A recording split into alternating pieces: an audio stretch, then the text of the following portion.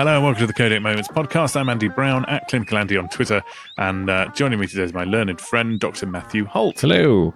How's things? No Ali Cornwolf. No. Where is he? There's a hole in my Hangouts window. There's a hole in my soul, like an apple. I wouldn't say it was that. No. I'm sure he's doing something far more interesting.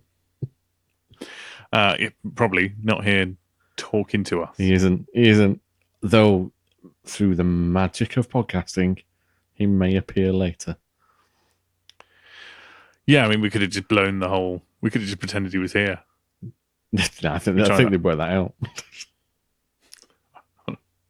And of course, joining us, it's Ali Cornwolf, and then like really badly dubbed over the top. Yeah.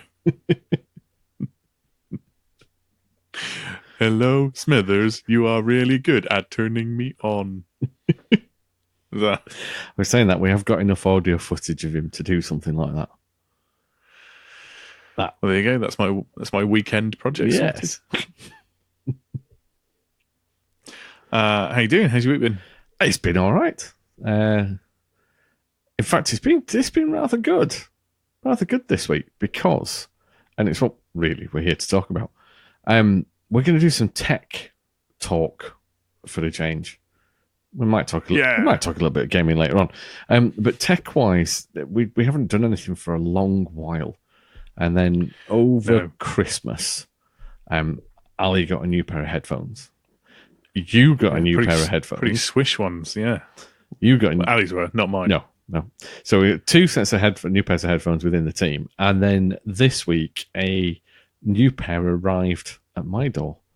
And in fairness, the first review pair I think we've ever been sent as well. Ooh. So yeah, we thought, why don't we do a headphone podcast? Great. Well, I'm all ears. Oh. It's well worth the wait. Do you want to kick it off then? Yeah, definitely. All right. So I have been sent and have been using a pair of headphones that are specific for the PlayStation VR. They're from Bionik, and they're the Mantis detachable on-ear headphones. They're quite weird looking because they actually clip to the top band that goes around your head that you tighten when you're wearing the VR kit. So the headphones are actually dangling down over your ears. Okay. But they've got just the right amount of swivels and adjustments and springiness to sit properly over your ears and transmit the sound into it without having to faff around with putting earbuds in or trying to get a pair of cans that fit right over the top of the band and everything else. It's a surprisingly neat and efficient solution. I was a little bit skeptical on whether that kind of fitment would work, but it does. It does really well. Even just from a standpoint of putting the headset on, it means you're not actually having to take headphones off any longer. You're not having to unplug your ears or take anything else off. They're just there permanently, so you can just slip the unit on, take it off again. It's actually really nice. I've been quite surprised with the way they're designed and the way it works. They sound excellent, to be honest, and it must be nice to have a solution that's there and ready to go with the VR headset. It is, because I'd say 7 out of 10 times I tend not to bother with headphones because they're a little bit faffy and you're having to clip them in and wire them up and pop them in your ears and everything else. So I tend to just stick with the standard surround I have in the living room, which doesn't always show off the 3D audio quite as well as a pair of headphones do. So having these it's actually been really good. I've tried, I don't know, about 4 or 5 different VR games at the moment. I've gone from the likes of the Ace Combat VR missions, which are superb. I've given Wipeout a blast. Rez, because Rez is just great for music. Beat Saber as well, because I just like Beat Saber a lot. And yeah, they work well. They're functional. I've got a niggle with them, but this is just personal preference, I suppose. What's your niggle? There's not enough bass transfer. the pads don't press quite hard enough onto your ears for you to get the benefit of it. So they don't sound tinny, but they don't have that level that I would like. It's almost as if they need some slightly stronger springs, or my head needs to be a different shape. You know what you need for fat bass, don't you? I'm not saying it. Batman Scoop, Crooklyn Clan. Well, I'm just saying, if you want fat bass, you got to think of Batman Scoop, Crooklyn Clan. I know, but no, it doesn't quite do it. And it comes with two sets of fitments. You can have them so that it just sits there. You have them so there's a little pair that just sit over your ears, or there's some like big foam cups that come as well. So you could properly cover your entire ear lobe. But again, they are so strangely shaped that actually, if you use those, they don't sit on your head right. They don't actually sit over your ears. They kind of go at a funny angle and let all the sound out and in, and they're not particularly comfortable either. So I basically had to ditch that option before I even started playing anything. I think there's a tweak needed to figure out how they actually sit correctly. But you know, for something that is there, plug and play, and makes the process of putting your VR headset on easier, then actually top notch for that. And the build quality is very good. It's officially licensed, so it's not just a shoddy knockoff that somebody's tried to put out on the market. I'm quite surprised. The packaging on the box is lovely. There's pretty much everything has been with the VR sets. For some reason, I don't know if it's just me that's noticed it, but there's efforts gone into the packaging to make it premium quality. And these do feel like that. It's just that little niggle over the sound, and it could be shape of my head. Simple fact. Other people might have it a little bit better, because if they have what I don't know, maybe a slightly narrower point where their ears are, then actually the pressure would be there from the springs in the actual headphone clips. The fact that you look like Stewie Griffin, is that the problem? Yeah, I think it is. It's the rugby ball. So it would. Do you reckon you could fit them with an aftermarket ear cup, something like a memory foam or something like that might help to? Yeah, I think you could. You could fashion your own, or you could just put an elastic band around your head. You know, something just to fix them. What you want with your nice ergonomic, specially designed VR headset is a whapping great elastic band stuck around your head. Yeah, you could, and the company, depending on how much they're going to put into it and how many they're going to sell, they could actually chuck out different options to buy in, just a few cheap attachments, because the foam cups themselves are a bit cheap. They're like the cheapest quality thing in the entire box. But they could do something about it. I'm sure they might do further down the line. But yeah, I'm a little bit snobbish over my sound, so I'm probably going to be a little bit detrimental on that aspect. But as a device and what they're offering, they work really, really well. I'm quite surprised by how much I've actually enjoyed taking the unit on and off, and the fact you can sort of flick them up so they're not over your ears to hear people in the room as well. You're not having to actually physically unplug them. They work well. Well, I'm glad to hear they're getting some use and that they're good and nicely designed. If you're snobbish about your audio, then you're gonna love what my mum got me for Christmas. Go on, then. My mum, knowing I like music and listening to podcasts and audiobooks and stuff, and I don't know, talking on the phone when I'm out and about. Oh yeah, well, this is the all-in-one solution for winter. Hold on, let me just pop it on for you. Get you full effect. Hold on. Doesn't really work with my kind of fashion show. Work with my Sennheiser HD25s on, but hold on.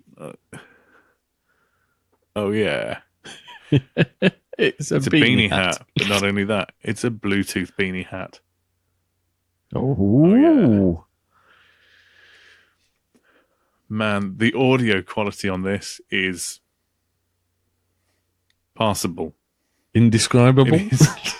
It's all right. It's not bad. I mean, considering essentially it's a small pair of speakers through wool. It's not awful. So you don't actually put them in your ears. You pull the hat down over your ears and sit the speakers so over. You've got two speakers connected by a bit of wire that kind of go around the brim of the woolly hat. Is that the right word? There's like a turn up bit. And then it's got a pocket on either side for the speaker to go into. On one side, you've got kind of vague cutouts for a microphone hole and button. But if you actually look at now I suspect there's many of these little, probably Chinese Bluetooth speaker things available wherever you go. Because if you look at the hat, you've got like a space where it marks off 3 buttons on like a little. I'm guessing it's a faux leather panel. I'm not going to go as far as saying this is real leather. And then just above the middle button, there's a cutout hole, which presumably is for the microphone. So now I've only taken the Bluetooth unit out of this hat for the first time today, so I could show you. And I realise now that there's 3 buttons on the unit. The microphone isn't directly above the middle button. So actually, the little cutout hole that's there for the microphone isn't doing anything. It's not anywhere near the microphone. So I'm guessing this was designed with another Bluetooth unit in mind originally, and it's shipped with whatever they could get their hands on.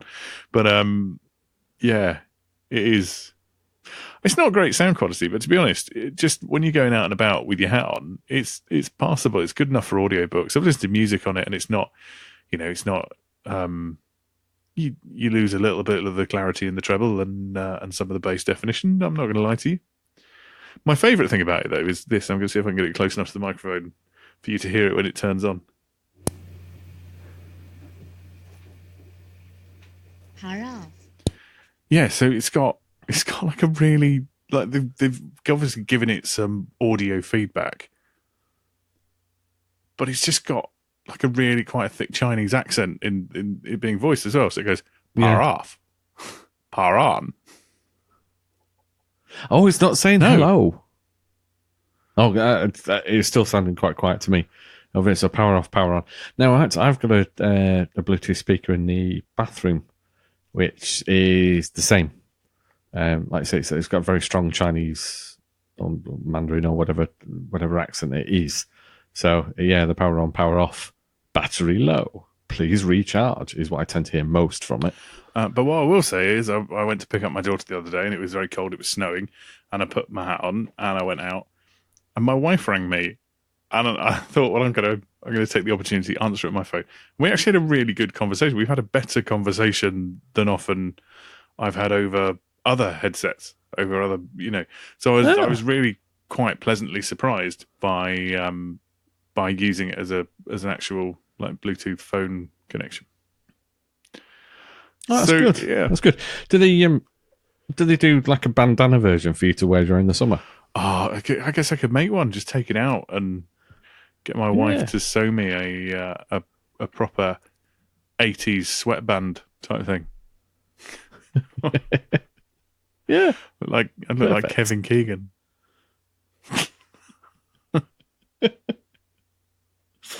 No, I mean they do always look like a nice idea. It's that blend of functionality and fashion that maybe it's not got either quite right, but they're making an effort. I would not have bought one of these, and I actually really like it. I'm really pleased I own it. So good. It's made me think I might buy more dodgy Bluetooth tat. Well, there's looking out for the when they come into some kind of reasonable price. Is it Nike have announced their Bluetooth trainers this last week that are going to do full sort of measurements? They're targeting them at basketball players to begin with. No, I haven't seen this. I don't know if it's Nike. I'm sure it's Nike. But yeah, they're really going to go sort of whole hog on the sensors and connectivity and Is it going to include the ability to change things mid-match, depending on your requirement of whatever play you're taking at that point in time? It sounds very impressive. So completely pointless for somebody who walks to a desk and sits there. Are we going to start to see F1 style pit wall telemetry on the edge of basketball courts now? Is that from your shoes? Yeah, probably. Oh, there we go. Yeah, you're pronating a little bit too much there. You need to perhaps slip an insole in.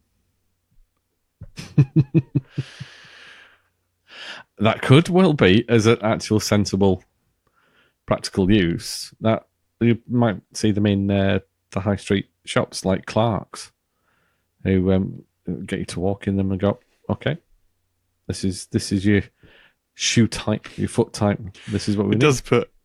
They could have a genuine benefit. It does put a whole new emphasis on having smart shoes to go with your suit, doesn't it? Oh yeah. All right. Okay. So now, by the power of pre-recording and editing, Ali's going to tell us all about his headphone. How's it going, guys? Obviously, I can't be there tonight, as you've alluded to. I'm not in space or anything like that. I just had a crazy amount of birthdays in January. Anybody that's spoke to me on Twitter and different things knows that I've got about 11 birthdays in January. Busy month for my family. Don't know why March, April time's a busy month for my household or my family and in-laws and different things. But it is. So there we go. So anyway, headphones. We're here to talk about headphones. So I have got, for Christmas, my beautiful wife brought me a set of Razer Thresher headphones for the Xbox One. As everyone knows me that I do a lot of online racing. Most Sunday nights you can catch me on YouTube doing a series race that I do on Delta Online Racing, and wires become a bit of a problem. I did have some Astro A40s, I think they were, the Halo edition headphones, and they were really, really good. They had a little mixer on it that plugged into the bottom of the Xbox One controller, and there was also another lead that I could use to plug it into any other console, although the mute button on that lead was a bit funny. So I only really used them for my Xbox. They started to pack up a little bit, and I was after something else anyway, because I think it was early 2018 when Microsoft kind of released a bit of their software, if you like, to allow third-party suppliers and accessory makers to able to use their wireless connectivity, which is something Microsoft are normally pretty cagey with, to be fair. So the Razer Thresher headphones connect to the Xbox as if it was a controller, which is really, really good because a few things. One, you can turn the Xbox on with your headset. Not too sure why you would want to do that to an extent, because you kind of need your controller. Although I've got a Logitech Harmony, so I could turn it on and listen to a film or watch a film and not have to use a controller at all. But you know, I'm got random technology, as you guys know, so it's a bit pointless. But it also turns itself off. So when you turn off the controller, the Xbox, sorry, it also turns off the controller and the headset, which saves battery power, because I'm sure everyone at some point has had a long game session. You may have got frustrated, turned off your PS4, your Xbox, whatever, and then you left your headset on. You go back to use it, and it's dead as a dodo. Not great. While we're on the subject, it's got a 16-hour, this is what's in the tech specs, 16-hour playtime. So that is pretty good. It charges up via micro USB, and it is completely wireless. There's dials either side on the headset. So the right cup actually controls the game volume, and you can also press that rocker switch thing in, and that will mute the headset if needs be. And then on the other side, you can mute it again. It's also got the power button, the charger, and you can balance it between game volume and chat, which is pretty nice. You also press that in and it'll mute the mic. The mic is quite funky, retractable. So it doesn't come out too far, but it does pull out, and then you can also push it back in when you're not using it, which is a nice little feature. Some of them you detach, and if you're anything like me, you'll lose them and different things. And when you do mute the mic, it does have like a little red LED around the edge, quite subtle, but just something that you'll notice at the side of out the corner of your eye.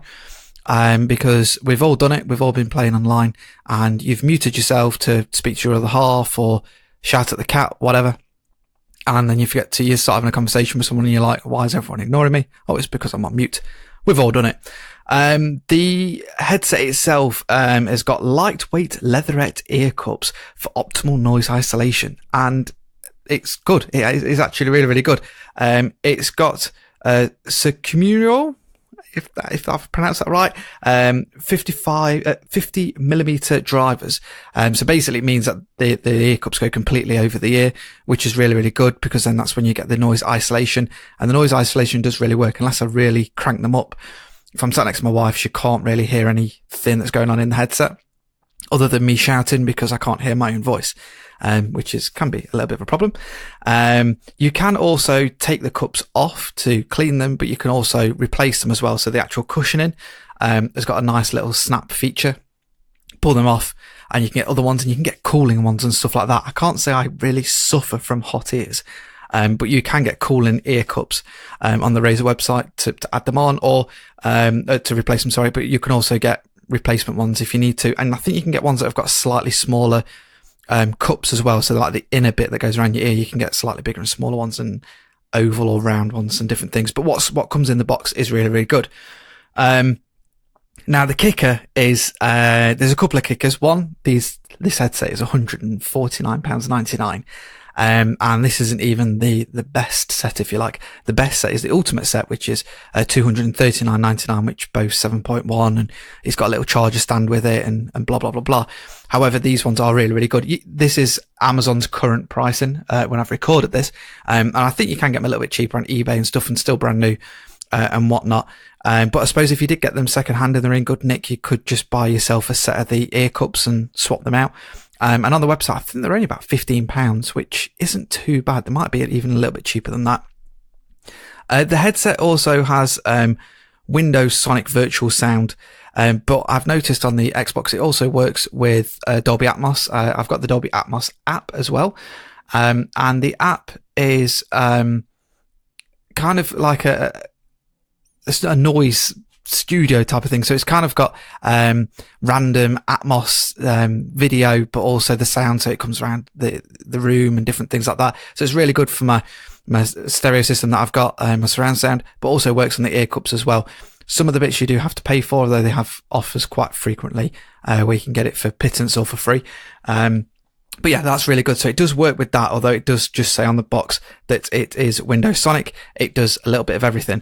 So yeah, that's the headsets, or the headset that I've got. Really, really good, worth every penny, especially when I'm racing. I don't have to worry about my headset cutting out, or when I'm racing on a Sunday night, I've got my controller plugged in, my headset plugged into the controller. And then I've got a cable that goes from my controller into the back of my Xbox One to keep it on, because when it's on battery, it turns itself off, which is a real pain. But then obviously I've got my wheel set up and everything, and cables everywhere. And if I'm hosting and I've got to put people's times in from qualifying, this just is fantastic. It's worth every penny. The other downside to it is it only works on the Xbox One or your PC if you've got the wireless dongle to connect a controller to your PC. I think Mac, but I'm not 100% sure on that one. So it is purely Xbox/PC if you've got the adapter. So that does make that £149.99 a little bit salty.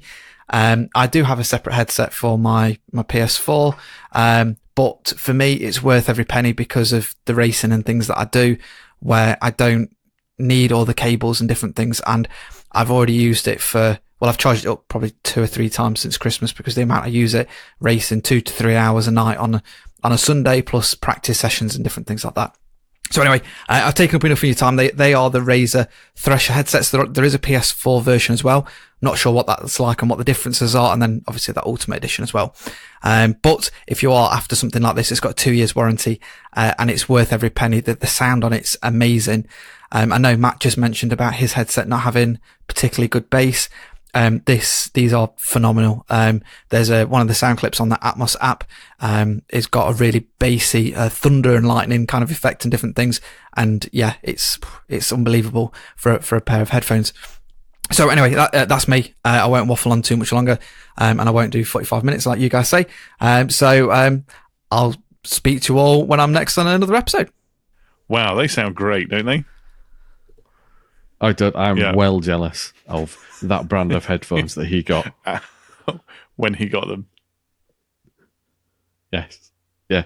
They have the appropriate colour and do exactly what he needs. I like that they did what he needed them to. He could hear things through them. And he was in reality, able to talk. he did actually send us some crib notes about these, and he was saying that the good thing about them was they acted like a controller. So when you turn off your Xbox, it turns off the headphones as well, which is quite useful because the number of times I've forgotten to switch off a Bluetooth device and it's ended up either staying connected and then wearing its battery down when I've actually needed to use it. The other thing he was saying, it's good for the racing wheel, for when he's using the racing gear. He doesn't basically have to have his controller set up and switched on, because I find this when I'm downstairs. I've got this lovely Astro set of cans. I've got the Mix Amp here in front of me in my office because when I'm sat on the sofa, I don't actually want cables trailing all the way across. So I just tend to plug the rather lovely headphones straight into the PS4 controller, and I'm not getting the full benefit of them, but it's a bit more practical. But even then, when you're using your racing setup, having your controller there with headphones just plugged into it is still a little bit awkward, isn't it? It is a bit awkward, and as someone who has raced with Ali a few times and had his controller turn itself off and his headphones go, it's quite strange. Oh, of course, yeah, because that's the thing with the Xbox. The Xbox controllers do that after quite a short amount of time. Yeah, and so hopefully that's going to make a big difference to him, and they do sound like a lovely set of Razer headphones. I do quite like the look of them, but I like the look of your Astros as well. But it's the same kind of thing. I wouldn't want the wires trailing across the living room, so I've just got the sort of the standard Sony wireless ones, and they're great for standard in-game play. But we've noticed if we have attempted to record anything, the actual mic quality is poor. It's perfectly serviceable for just in-game chat, but if you're trying to do anything fancier than that with it, it's no good. Yeah, there you go. Well, we'll have to have a listen to him in game and on the stream and see how he sounds then.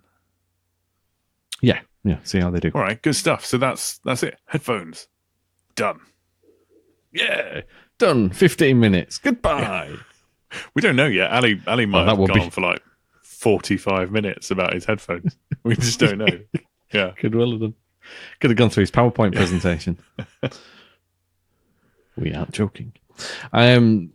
No, we do have a couple of listener questions. Do you think Kev would mind me borrowing this? You got to say borrowing what? Borrowing what? Listener mail. Listener oh no, mail. no! People have written to us. We should respond. He might not. I do. All right. How about You've got mail.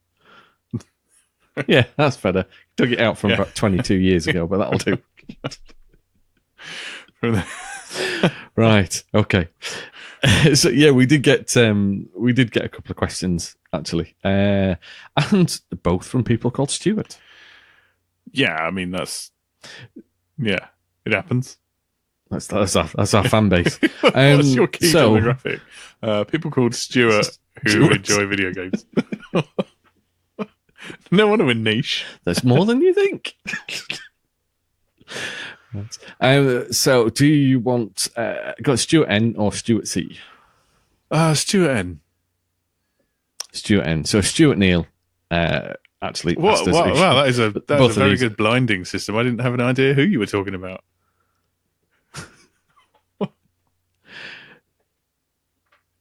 So we did get two very good questions.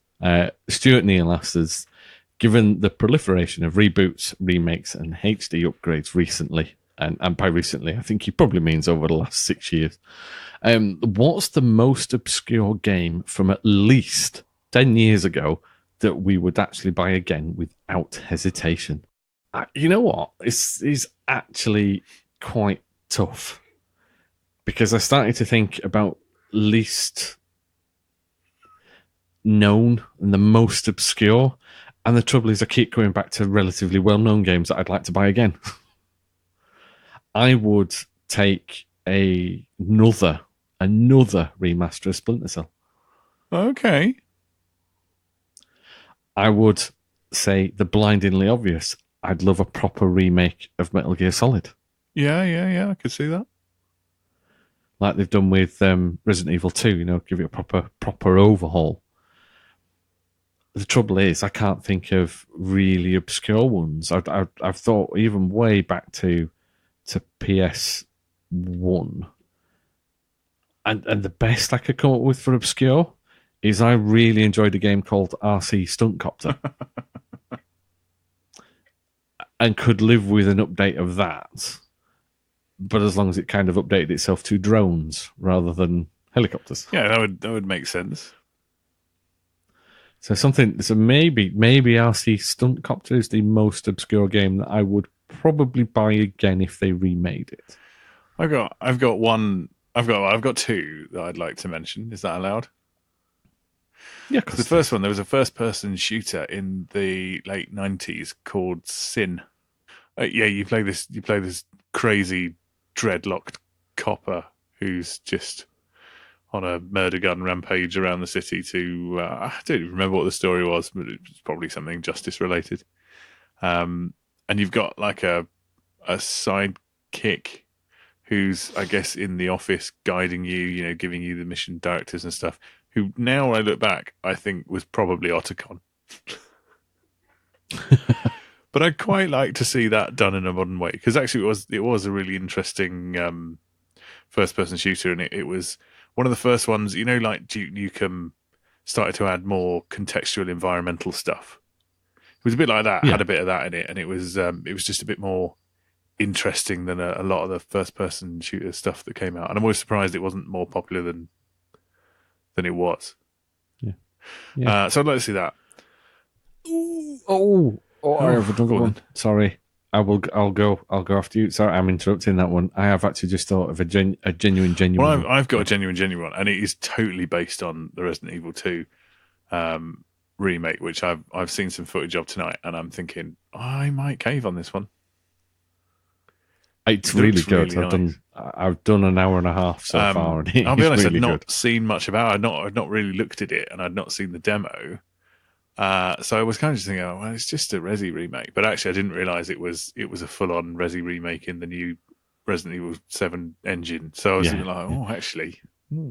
Play the demo. It's worth it. So, given that, in the Resident Evil 7 engine, I would like to see Chase the Express remade.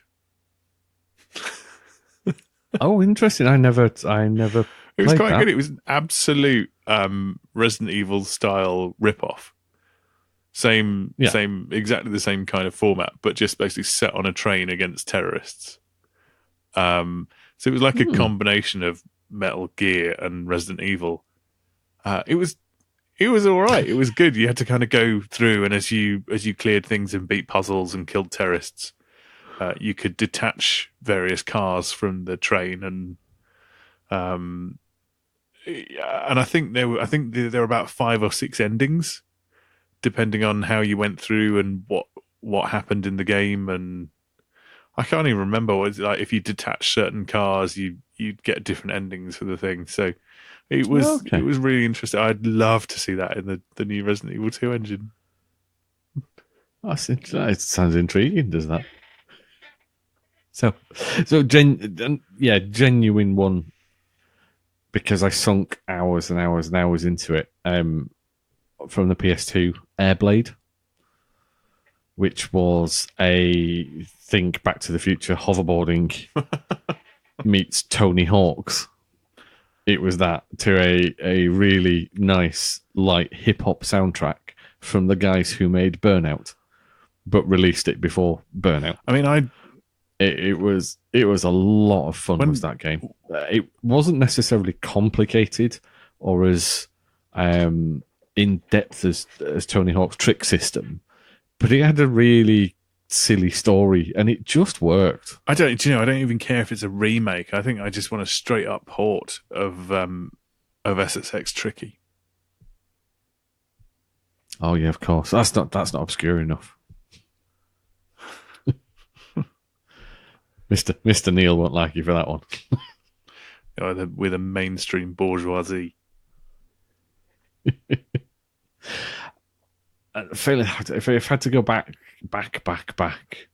to childhood, there was a game that I always wanted on the Spectrum because I had the Spectrum, but it only came out, I think, on the Amiga. It might have been.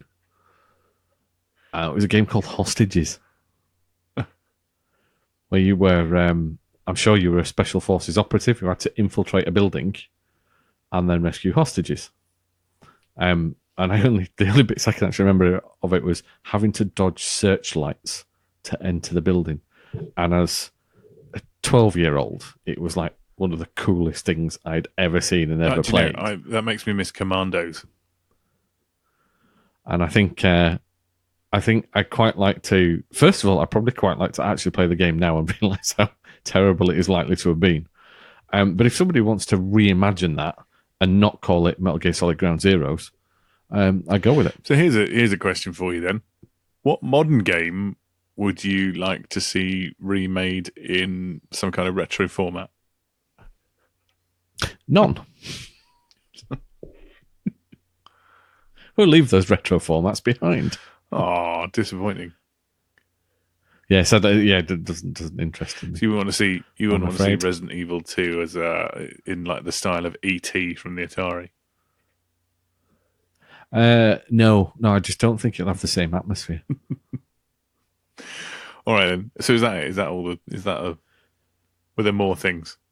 Yeah, I think actually, as we've talked through that, we've come up with a few. But then we have the other Stuart. So Mr. Cullen sent us a message and says, with the news of EA binning another Star Wars game, do we A, think they are fit to have the license, as they've only produced 2 games in 4 years, and B, who would we give the license to if we could pick another publisher? Yeah, no, I mean, I don't know about not fit to have the license. Personally, I quite like Battlefront and Battlefront 2, and there was a lot of, there's been a lot of issues around the loot boxes and things, and EA have eaten crow on a lot of it, let's be honest. What they have done is they've binned some of the more interesting looking titles. And let's be honest, the Battlefront series could have been a really, really awesome shooter. I think they probably should, instead of releasing 2 of those in short succession, they should have supported Battlefront for longer, built it into a bigger thing, and then released a different style of game. And I'm really sad that we'll probably never see 1313. There's the 1313 has gone. There's the Amy Hennig one that came out of the ashes of that, and then wasn't the one that has come out of the ashes of that one as well, which was supposed to be supposed to be some kind of open world, like Knights of the Old Republic and what might be done with that. Yeah. It's a shame. It's a shame they haven't been. I suppose they're just not. They're not held their nerve with it. No, I don't think they have the confidence to put out a decent single player game. And I think that's because they're a metrics-driven entity who are kind of fixated now on this multiplayer model, and you see them chipping away more and more at the actual single-player campaign stuff in their releases.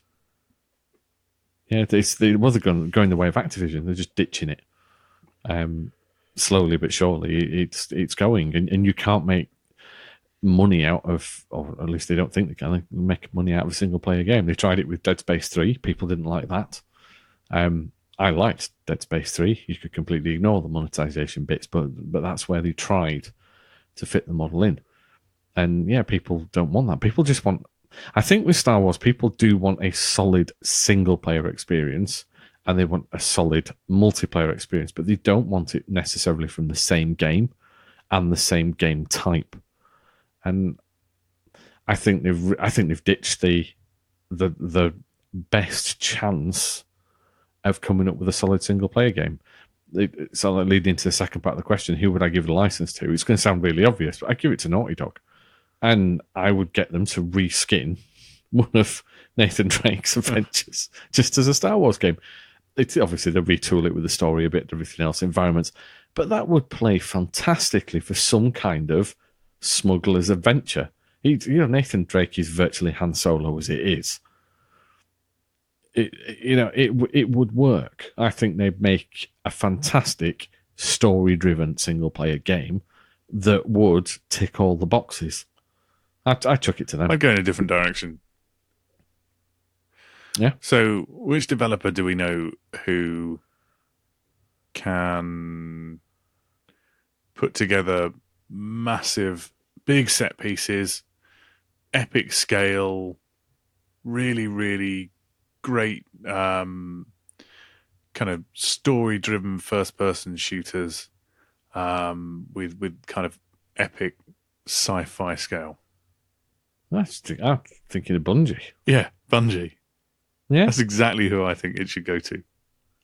I think they should take a step back. I think their vision of what Destiny should have been was completely different to Activision's. I think a lot of what we've seen in Destiny and Destiny 2 is Activision's hand on the rudder of what Bungie wanted to make.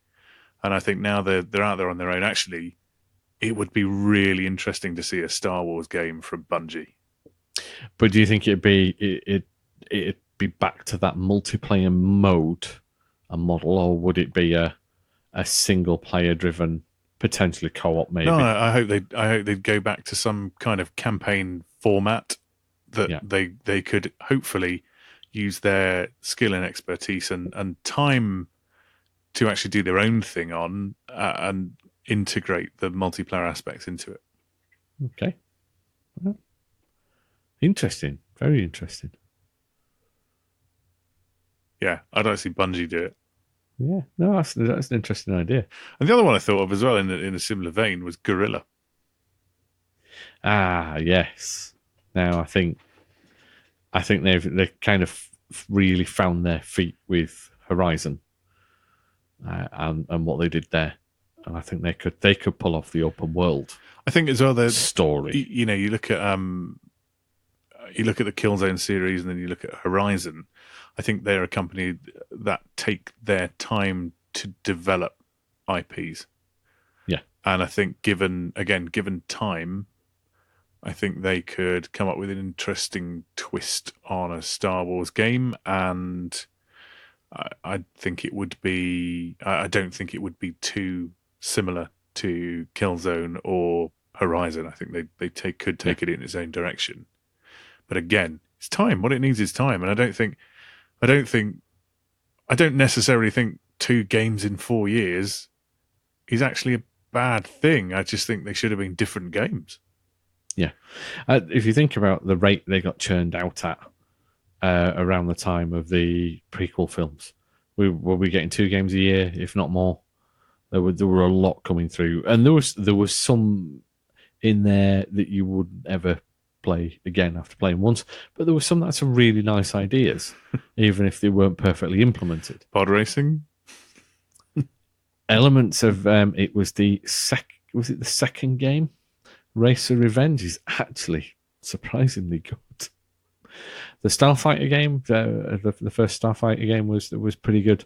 There was one Jedi Power Battles, which was like a side-scrolling platformer, which actually did have some lovely little elements to it that worked really well. Unfortunately, Lego came along and just blew everybody out of the water with their Star Wars interpretation, and nobody could live up to that, I don't think. And yeah, it's interesting. It's interesting. Part of me, or part of the back of my mind, sort of says, "Well, what if you dropped it away from one of the AAA developers? What could one of the lower down?" And I don't mean that in a bad way, but what could one of the other studios do? What could Rebellion do if you gave them a Star Wars license? I don't know, but now we're talking about it, I quite want to see a pod racing game developed by Criterion. That'd be quite awesome, wouldn't it? I know they're not with us anymore, but that would have been great. That's the problem. That'd just be another EA Need for Imperial Speed or something like that. It'd be terrible. Yeah. I don't know. I'd like to see what Rebellion could do with it. Some kind of sniper elite game where you're the Resistance or the Rebellion. I suppose if we want to go all in, then we should say CD Projekt Red and just have a full-on Star Wars RPG. Now, I have to say, I'd find that boring. I didn't get on with The Witcher. It's beautifully realised. It just didn't click. I found riding from place to place to have 15 minutes of dialogue just a bit too wearing. I'd rather throw it Bethesda's way. Oh, Jesus. But not an MMO. Let's just not go there. Yeah. Back to a Skyrim phase. All right. Well. Okay, yeah. There we go. So in fairness, our top picks were actually Naughty Dog and Bungie, and then maybe we'd like to see some variation from some other developers. But yeah, there will be something coming soon. My only worry for the next Star Wars game is because it looks like promising games have been cancelled. We are going to end up with something fairly rushed and maybe just a bit crap. I mean, Disney are quite clear that they don't want to do it in-house. They don't feel that their expertise is in gaming, and they're far happier with the licensing agreement as far as it goes. But it would be interesting to see what the House of Mouse could achieve if they actually put their mind to it and opened a studio. It feels like actually what they need to do is take the same level of control that they do with the filmmaking and how they manage that and what they do that turns out Marvel and the Star Wars films, and actually they apply that to the game studios, and we could end up with something quite impressive. But it does seem like it's very hands-off, isn't it? It is the license. Run everything past us, but, you go away and do it rather than really, really holding the reins. And that's maybe why things have been drifting off course and,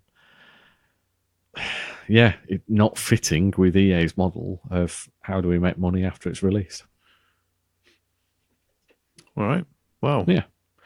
Let us know who you think should be developing Star Wars games by tweeting at Codec Moments. Yeah. I've got another question for you. Oh, go on then.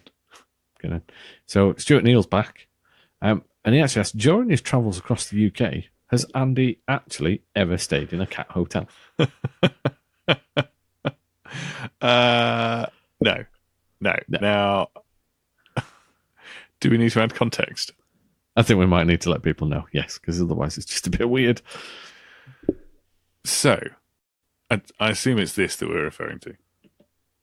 Is that your cat? Is that mine? It's your cat because I'm in a hotel. Oh, you're in a hotel, aren't you? I can hear this. Wow! And I just, what the hell? Yeah. So cats during podcasting is something that we come across fairly regularly. Yes. We've both got them. They get in the way. Yeah. But on that occasion, it was Matt's cat because I was in a Newbury hotel that didn't have any cats. And have I ever had a cat in a hotel? No, never been to a cat hotel. So I've been, right, we're sorting out, we're cleaning house, as it were. And we've made the decision that we're going to migrate some of our stuff from one host to another. And I was just setting up some tests of how things would integrate with each other. And the answer is, yeah, really well. Yeah, because some of you have seen it and heard it already. Brilliantly. Unfortunately, I shouldn't have actually fired it off in a kind of live environment, as it were. I didn't mean to send it where I sent it. I was meant to send it somewhere else. So yeah, if you do see over the next couple of weeks random audio on YouTube, Twitter, Facebook, anywhere like that, that's me. That's my fault. Sorry. The question is, I actually deleted that. Although I believe it's still on our YouTube now because it's published there. I'm going to leave it there. But the question is, should I reinstigate the Cat Hotel audio as as its own podcast episode on our feed. Yeah, all 15 seconds. Yeah. So if you'd like to see the cat audio kind of put back on the podcast feed as its rightful place, then let me know and I'll do that. So yeah, long story short, we're shifting things around. You might see some weird stuff over the next couple of weeks. If it's old podcast episodes, please go and listen to them. Yeah. You might not have heard it before, or you might have done, because we've discovered that our original hosting hasn't necessarily been giving you everything. Yeah. So there you go, shiny new hosting, and hopefully more back catalogue. Yay! Yeah, we'll let you know when it's all done, and we'll keep updates coming on Twitter, and hopefully it won't be anything too embarrassing that goes out there. Yes, a net distributed audio program. Yeah, that might make an appearance again. That's it. So is that it? Is that it for today? It is. That is. That's been quite a roundup, considering we thought we were going to spend 5 minutes on headphones. Yeah. Well, there you go.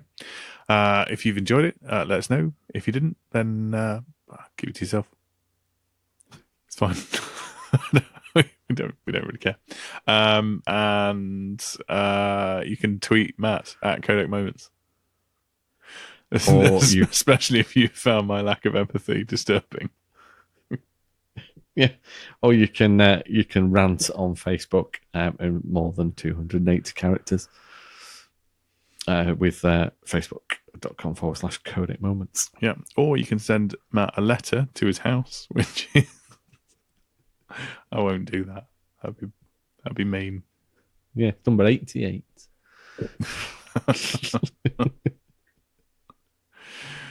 Don't know where you mean. Right. So, thank you very much for listening, and we will be back with the Codec Momentum update. Certainly will. Bye. Bye. Bye, Ali. Oh yeah, bye, Ali.